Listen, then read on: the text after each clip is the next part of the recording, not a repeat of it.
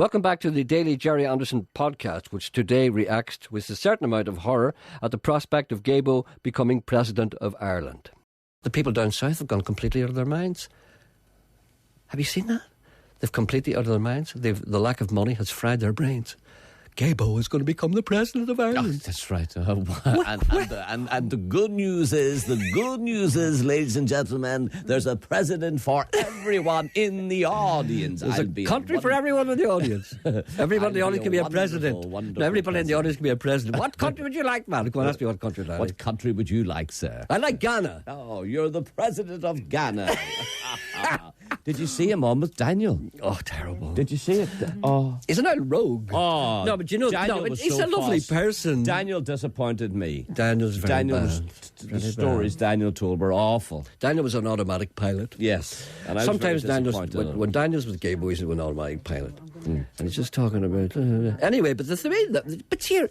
When will people realise that television personalities aren't real people? How many times must he tell them? A television personality is a person who has no other function and he needs people to look at them on television. That's the type of people who become television personalities. They're not people. You know, they don't... What's wrong with Terry Wogan? Why can he not be the president? You're probably saying to me now, well, you used to be on television. Yes. But I never wanted to be.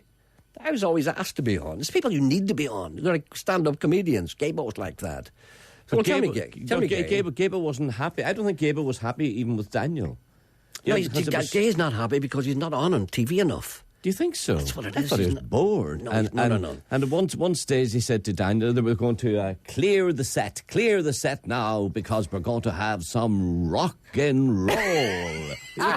He's sitting with the wrong man. Aye, and Gay as if he was up for it, you know. And Daniel said, right, yeah, we're going to do some rock and roll now, Gay. And they went, well, let's go, Rushing, we'll go to a commercial break now while we clear the stage and make ready for the rock and roll. And then they took this break, and Daniel comes on, and you're waiting for the rock and roll. Come on over to my house. Hey, girl, we're having a party. You know? And Gay was sitting clicking the finger, you know. Oh, mighty fine stuff, this, you know. Let me tap my foot as well. Look at...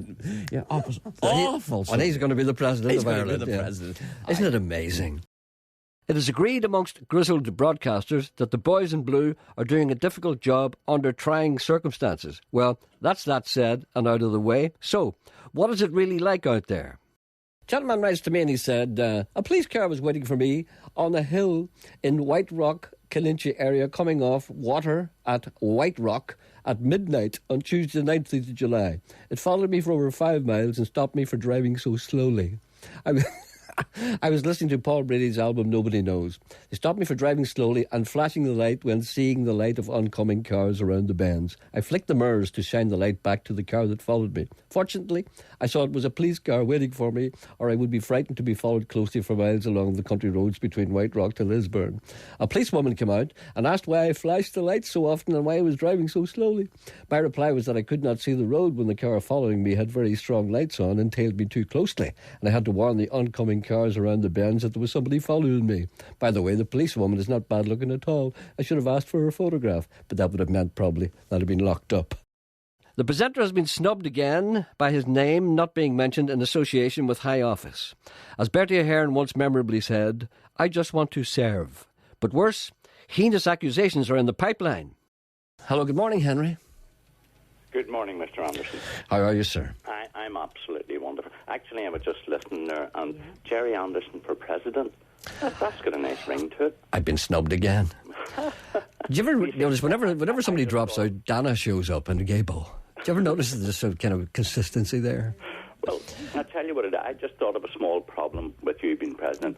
At the lectern, they might need to get a wooden crate, you know, for you to stand on, because people like yourself and Alan Ladd, they suffered from, you know, sort of a little bit of tallness, you know, lack Excuse of me? Yeah.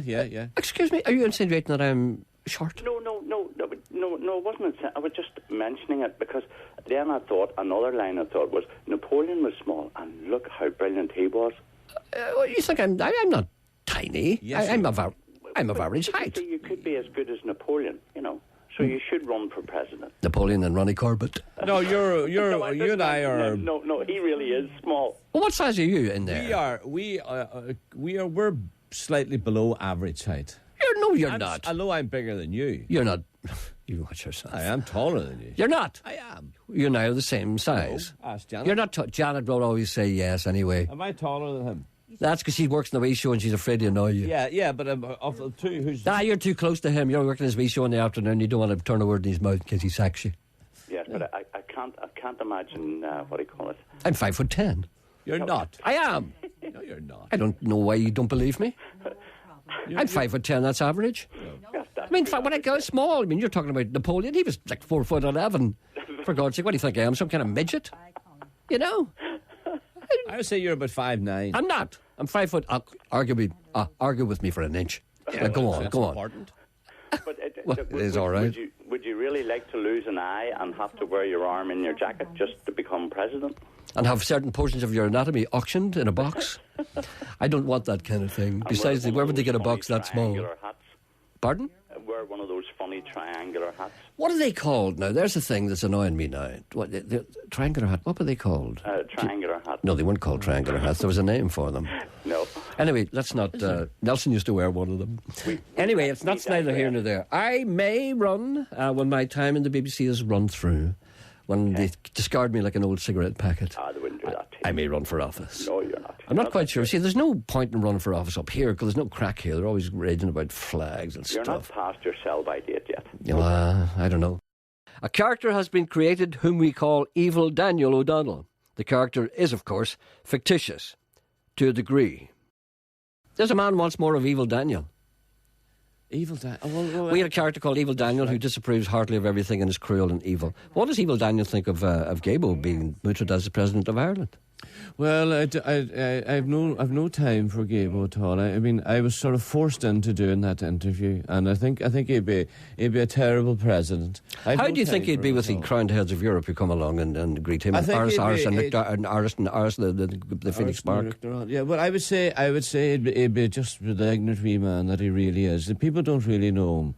I mean, we almost came to blows when that programme ended. Is that a fact? Yes, because he got me to do a rock and roll set. I didn't want to do that. No, that's not. I wanted to give more of myself to the people. But it was all about that wee man. And he's not a nice wee man at all, and I have no time for him. That's it. Evil Daniel's view. Thank you. The presenter moves on to more irrelevant topics. He is fearless and knows no bounds. Talk and be damned is his motto. Do you know what I hate at concerts or even sitting in a pub? Aye. And you know when they do that, say the Crackling Rosie get on board bit or whatever. Mm-hmm. And people put their hands up in the air and they want you to put your hand, you're sitting on a seat and they want to hold your hand up in the air and rock from from cheek to cheek, that sort of way. Everybody sway with their hand in the air, and they'd be annoyed if you don't give them your hand. They do that. I don't want to. I don't want to. Especially, women. They do it. They do that. I don't like that. When Gabo was interviewing Daniel, they did that then. That's right. That's right. Started to sing. Daniel was doing his rock and roll bit. That's right. Yeah. The worst one was. Do you remember the time when everybody used to take Irish seriously? Do you remember? Remember the time during the Troubles? And there was a certain bar in Derry, and everybody used to go to it because all the rest of them were bummed. And you could go in there and be a fella singing in Irish, and you weren't allowed to talk when he was singing in Irish. Remember that? In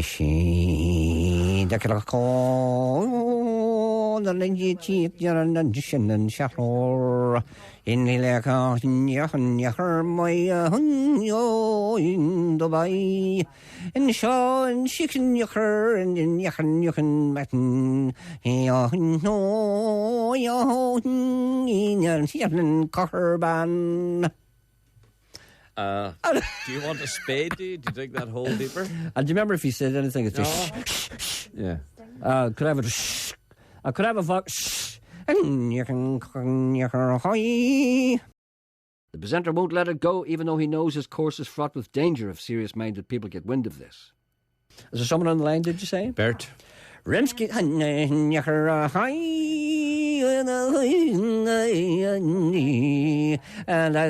not the way it is. I used to speak the last line. No. And that's her now. And no, you do the last line. And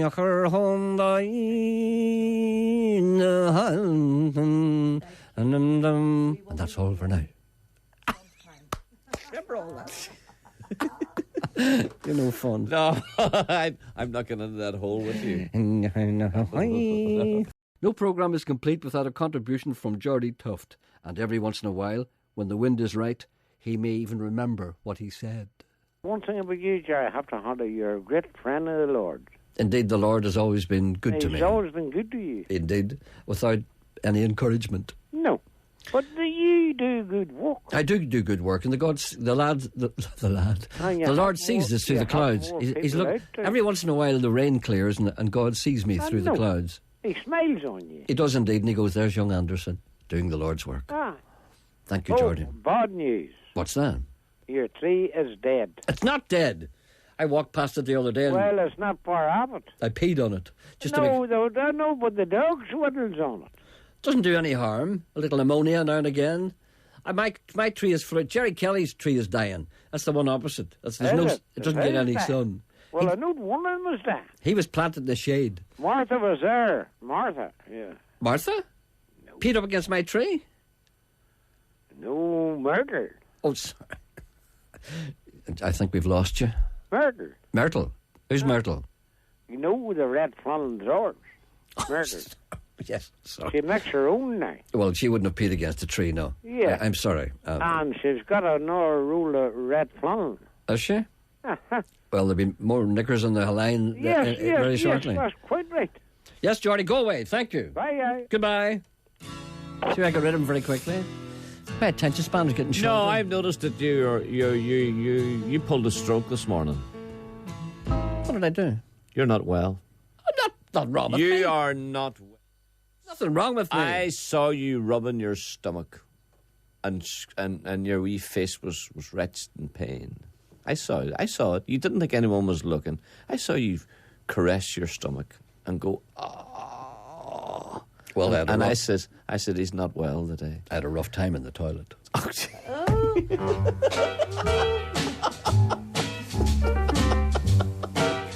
Not everybody can say that. Shut up. Everything wasn't right. It wasn't right. Stop it, step-toe. You're the one that started it. One scotch, one bourbon, one beer. The show progresses, if I may use the word, and gives space to new light into old windows, mainly the emergence of Daniel O'Donnell's doppelganger, known colloquially as Evil Daniel. But I was very bad at school, you know. Mm-hmm. You know, the people don't see. There's a Daniel that they don't know.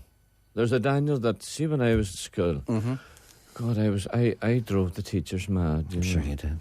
Do you know what I used to do, Jerry? I used to go, do you know the inkwells? Remember the desks? Yes, I do. Remember when we were very small, the little inkwells?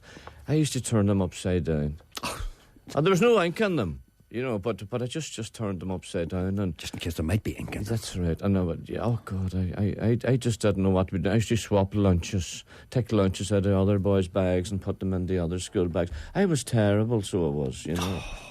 It's wonder you never ended up in jail or transported to Australia. I was shocking. I remember once that I was going to be slapped, getting 6 of the best, and I went home and I told Mammy, and Mammy came down to the school, and we had a headmaster, and we called him Chocolate Feet. Chocolate Feet. Old Chocolate Feet. Yeah, that's right. And Mammy said to him, she says, if you put cane to your flesh, I'll stick the head in you.